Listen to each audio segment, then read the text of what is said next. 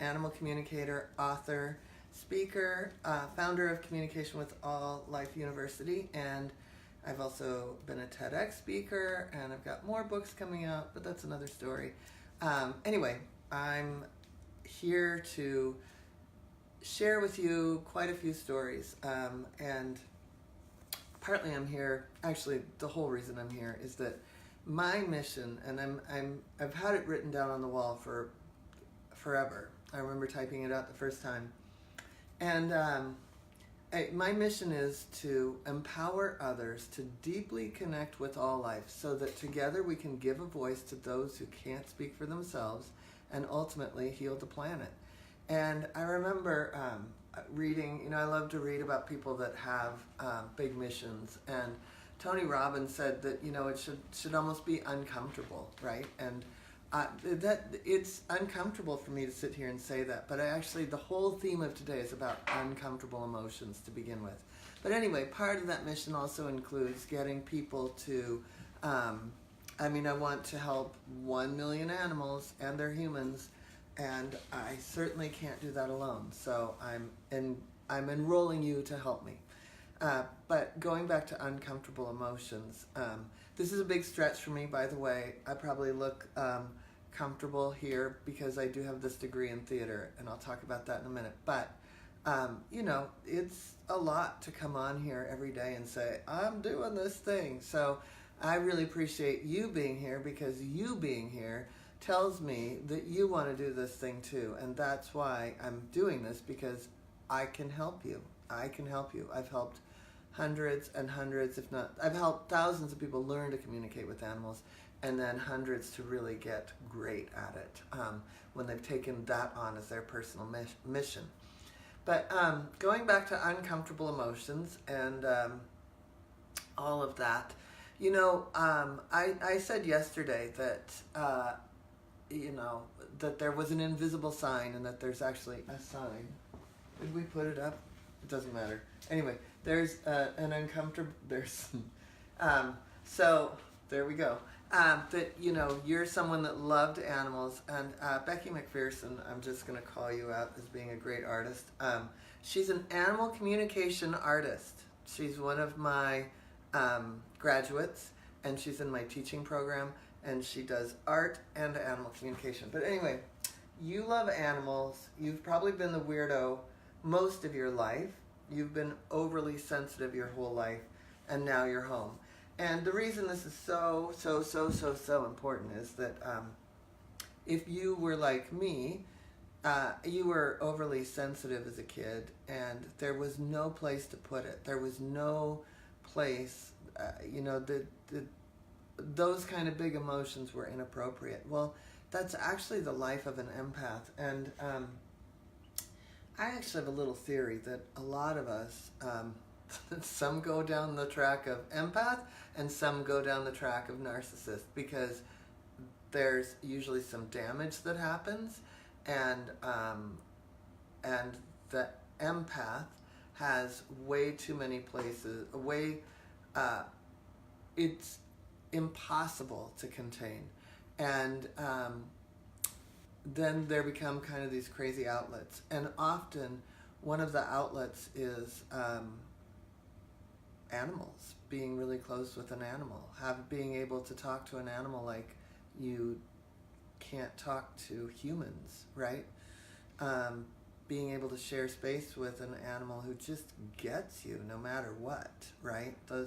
These are all hugely important things, and it's usually the path of an empath is that, the feelings were too big and out of control.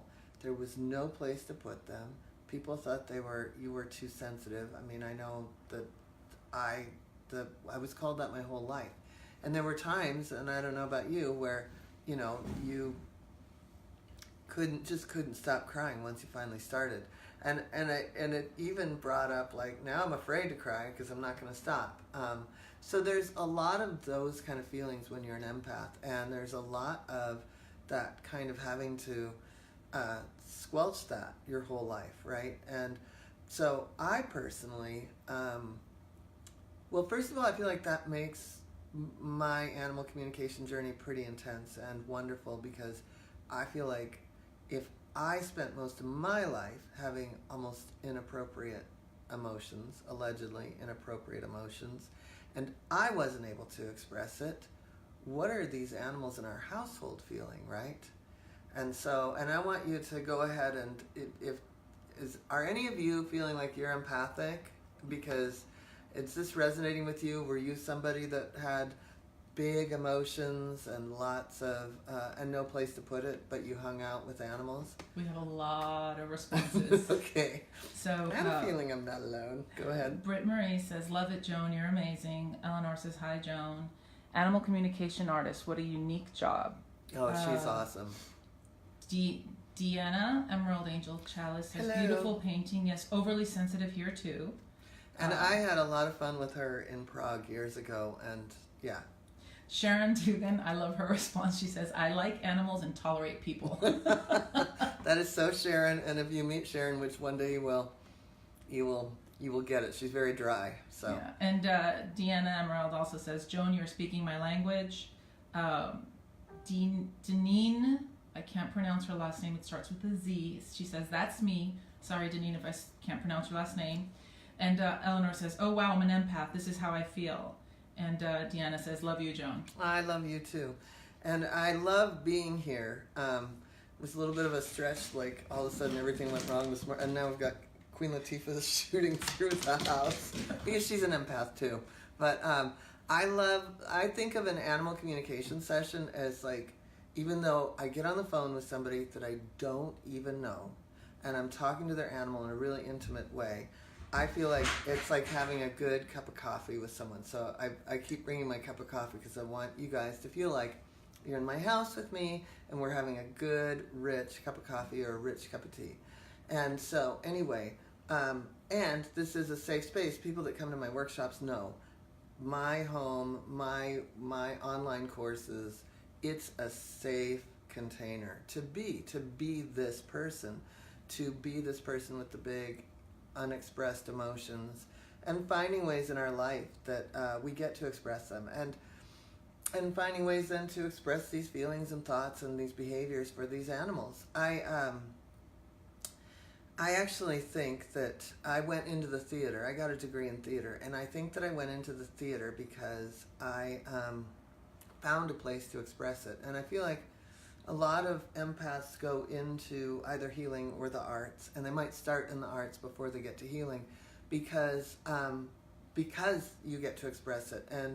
And I think a lot of people that get kind of dumped out of the theater, it really becomes that place where people usually like come to New York or LA and end up getting like that law degree or a master's in psychology or something in their 30s because they realized that the theater brought them a place to express themselves, and they had a lot of fun doing that art, but they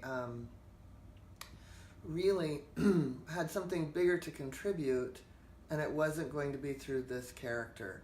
And in that also, there's a lot of self-exploration, and in that self-exploration, if you can really get down and get dirty with those big emotions, a lot of times you'll find that it's perfectly normal, and you were maybe expressing on behalf of, your entire household. How many of you actually, in a conscious moment, looked at like, wow, I was supposed to get a bunch of lessons through them when you looked at your parents? I mean, that kind of, my parents were wonderful, don't get me wrong, but I think there was a point when I was about 1 year old where I was like, yeah, I'm not going to be learning anything. Of course I did, but, I think our soul has a moment of going, what? These people are going to teach me this? This can't happen. So Cynthia Stewart says, hi, Joan, I love what you're talking about today. Love what you're doing. I can totally relate to what you're talking about. Cynthia's a teacher in the program. She's a fresh new teacher in the program. That's awesome. Thank you, Cynthia. Deneen says, my life has been filled with miracles all surrounding by animals. They've brought me unconditional love. I'm so grateful. That's awesome. And Deanna, interior design was my degree. Now I have been a massage therapist and do craniosacral work for 17 years. I've always loved animals and have a very tender heart for them. And Deneen continues, I've always slipped through the cracks with people, but was always saved by my animal friends that showed up, like a peacock that stayed with me through an awful winter. Oh, that's a great story. Mark Renard I think, says, you know what, if you have a picture of that peacock, please post it in the, we'd love to see some of the animals. So, Mark? Yeah, Hi, watching Mark. while at the dentist, you look so good. You're on drugs. I'm kidding. Joy Flanagan, the world is a stage and we are all actors, but with our animals, we are who we really are, in my opinion. Yeah, that's true. And Joy, we had a big, I think I shared the story with Joy's horse, Unexpressed Emotions again, just recently. And so I'm really grateful to be part of that. Yeah.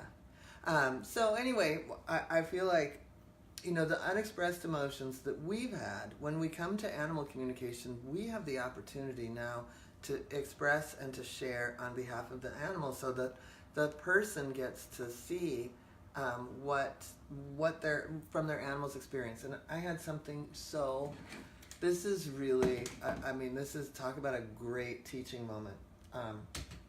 And if Audrey comes on, I'm outing you. Anyway, Audrey, I just finished up an Energy Healing for Animals home study course, and on it, you know, we're all on Zoom, so we're all on camera, and Audrey on Thursdays caretakes for this, I don't know who, some couple, and they had 3 cats. And so in the Energy Healing for Animals course, I like to, if somebody in the class has a problem, then I'm going to use that animal that we start doing EFT, Emotional Freedom Technique, tapping on, or we're going to, we'll use one of my animals as a surrogate, but for the most part, we're healing everybody's situation in the class. So Audrey was staying at this house, and of the 3 cats, one of the cats was absolutely, you know, the people thought he'd gone rogue. Like, he was really a jerk, and he was mean to the older one, and he was mean to the sick one, and he was all these things, right? So from the human perspective, we can look at this, and he looks like, wow, he's a bully. He's a bully. Well, when we flipped it and communicated and then started tapping with him, it's like, here's this guy walking through the house going, these people are asleep. They are boring. And these other cats, oh my God, where's the action? Right? Like, he just wants to have fun. It's just that his fun is bigger than the other cat's fun. But then there's nothing wrong with that. And then once we can see him as not wrong, we don't have to hold him in that perspective. And when we're not holding him in that perspective and finding ways for him to express himself in fun, he's not doing as much damage to the other relationships in the house. Does that make sense? So, Candace is touching on your safe space at the house, and she said that that's how I realized I'm catching Rhino, her dog's feelings, not vice versa. Oh my God, let's talk about that for a moment, Candace. Thank you so much. So, you know, people love to say, oh, it's the person's fault and it's the person's energy. Let's remember that our animals have come to us often with a fair amount of damage, and we have our own busy mind going on. It's not our energy. It's almost like the cocktail that happens when we get together. And so Candace is a perfect example of someone who really realized that, yes, she gets tense when her dog does a certain thing on the leash, and the dog is so tense to begin with that she was actually feeling his nervousness, and that was being transferred back into the leash. And so it becomes what I call a bad biofeedback loop, right? Where it's like, where if you look at the infinity sign, it's like he's nervous, he doesn't want to go out there, and then she picks up on his nervousness, and then he gets even more nervous because she's nervous, and then she gets even weirder, and then it's like, you know, you can't do anything except explode at the end of the leash at the other dog walking by, right? There's nothing else to do. And that's where, you know, we become the expression often for these unexpressed emotions for the animals. And when we learn to communicate, we can do it in a way that isn't dangerous on the street. So Eleanor says, that was so good. I think I'm starting to understand my daughter, LOL. That's funny. It's so true though, right? Like we go here and then here and then here and then here. And, you know, they're having fun. And then Deanna says, oh, that may be what's going on with my Finley and his reactions to other dogs and people. Okay, I have to tell you, I'm making a video with this dog trainer because I don't ever sit and get on Facebook and go, my dog has leash aggression until I've solved it, because I like these things to be teachable moments. But actually I forgot to text Stefano. And so Candace, if you're listening, could you tell Stefano that he could come over today to help make that video? Anyway, I feel like, yeah, we're just in my living room having coffee, and Stefano, come over. But it would be, this is so important because I want to talk about food. I want to talk about our behavior, their behavior, the whole 9 yards. And I want to, that's a giant topic, and it'll be like a 6-minute video. But anyway, I would love to help on that. I have someone else asking for help with their animal, Bailey Cunningham. Hi, Joan. Why does my dog keep getting infections? From skin to eyes to ears to bladder. I've put her on a raw food diet and it seemed to be better, but it's CO. I think she might have. Okay. Sent. Well, I would love to help with that. That seems like that's the sort of thing that is big enough that it might be more of a session. Because again, I really, when I do a session, it's the whole thing. It's the energy, and the energy can include food and exercise and all of that. So we'd be reviewing the whole thing. And or one of my students or teachers would also be great at that. But I want to tell a couple more little stories about unexpressed emotions, and maybe you'll see either your own animals in this, or how you could help some other animals. Because again, if we look at that behavior from that cat wasn't doing anything bad. That cat was just being him. He was just being him. And the house wasn't the party he was hoping it would be, right?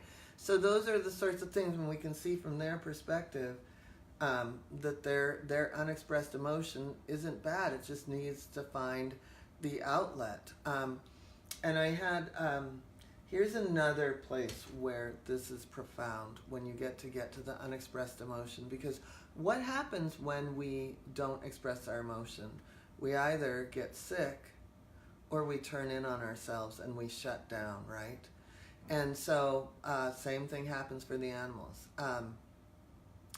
When I went to this greyhound rescue outside of Seattle, when I lived up there, there was a dog there that somebody wanted to adopt, but they weren't sure that this was the right dog. And I actually have this on video that I have to dig up. So what happened was the dog was just very shut down, very, very shut down. And, it's easy for us to think, oh my God, he was a greyhound race dog. It must have been terrible. His life must have been terrible, right? So anyway, I didn't know anything about this dog, but I sat down with him, and I was going to do some tapping, but before I did the tapping, I did the animal communication. And with that animal communication, he started telling me that he was treated like a god. He was a rock star with the racing people. He had won about 10 races, and because he had won everything, everybody treated him like a rock star. And here he was in this shelter where there's a bunch of other greyhounds, but they just didn't even know who he was. Nobody knew who he was. He was a winner. He was like the star of the show. So he completely shut down on himself. And as I started expressing these words out loud, he rose like a phoenix from the ashes. I mean, he literally came into himself, and now everybody had to look at him differently.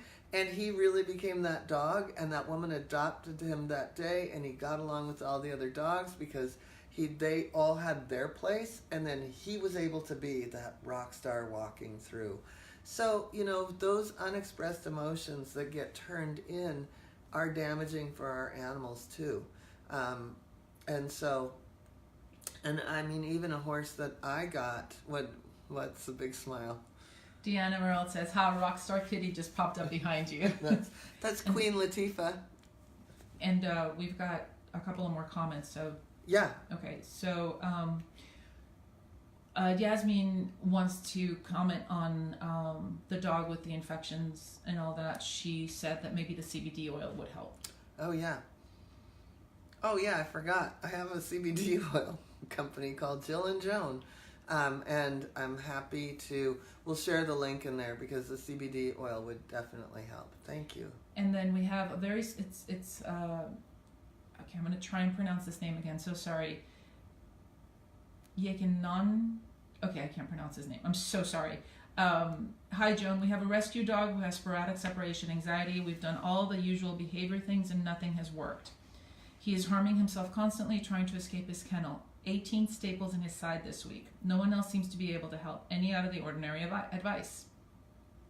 That's something where I would love to either do EFT, emotional freedom technique tapping with you, or if I can't, I have a bunch of students that are they're about to graduate and they have to get 65 case studies, and they are awesome. I mean, by the time they get to the point where they're on their case studies, they are most excellent tappers. So I'm happy to either set something up with me or with one of my rock star students. Which Joy Flanagan jumps in on that. She says, we need to clone Joan or everyone learn to do this because there are so many animals who want to talk. Thank you, Joy. That's the whole point of my school.